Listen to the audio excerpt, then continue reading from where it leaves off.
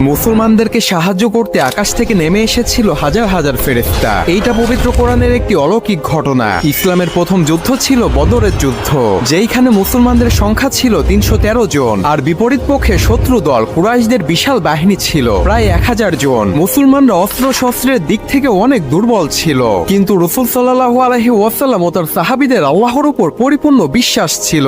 যুদ্ধের আগের দিন রাসূল সাল্লাল্লাহু আলাইহি ওয়াসাল্লাম আল্লাহর কাছে দোয়া করলেন, বললেন, আজ যদি এই ছোট দল পরাজিত হয় তাহলে পৃথিবীতে আর কেউ থাকবে না যে তোমার ইবাদত করবে।